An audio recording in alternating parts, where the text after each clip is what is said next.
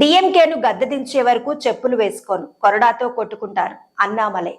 48 రోజుల పాటు ఉపవాస దీక్ష చేపట్టనున్నట్లు వెల్లడించిన అన్నామలై. అన్నా యూనివర్సిటీ కేసులో సున్నితమైన సమాచారాన్ని లీక్ చేశారని ఆగ్రహం. బాధితురాలి పేరు, ఫోన్ నెంబర్ను లీక్ చేశారన్న అన్నామలై. తమిళనాట డిఎంకే ప్రభుత్వాన్ని గద్దెదించే వరకు తాను చెప్పులు ధరించనని బీజేపీ రాష్ట్ర అధ్యక్షుడు అన్నామలై ప్రతిజ్ఞ చేశారు. అధికార పార్టీకి వ్యతిరేకంగా ఆయన వరుసగా నిరసన కార్యక్రమాలు చేపడుతున్నారు.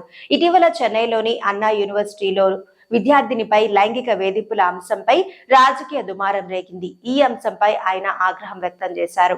గురువారం నాడు కోయంబత్తూరులో ఆయన మీడియాతో మాట్లాడుతూ అన్నా యూనివర్సిటీలో జరిగిన లైంగిక వేధింపుల కేసు విషయంలో రాష్ట్ర ప్రభుత్వం, పోలీసులు వ్యవహరించిన తీరు సరికాదన్నారు. ఆయన ఇంకా మాట్లాడుతూ నిరసనలో భాగంగా శుక్రవారం నాడు తన నివాసం వద్ద 6 సార్లు కొరడాతో కొట్టుకున్నానన్నారు. రేపటి నుంచి 48 రోజుల పాటు ఉపవాస దీక్ష చేపట్టనున్నట్లు చెప్పారు. అలాగే పార్టీని గద్దెదించే వరకు తాను చెప్పులు వేసుకోనన్నారు.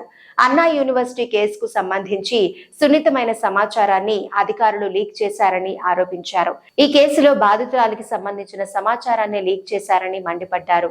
ఆమె పేరును, ఫోన్ నెంబర్ను ఎఫ్ఐఆర్ ద్వారా లీక్ చేశారని మండిపడ్డారు. తద్వారా పోలీసులు ఈ కేసులో సరిగ్గా వ్యవహరించలేకపోయారన్నారు.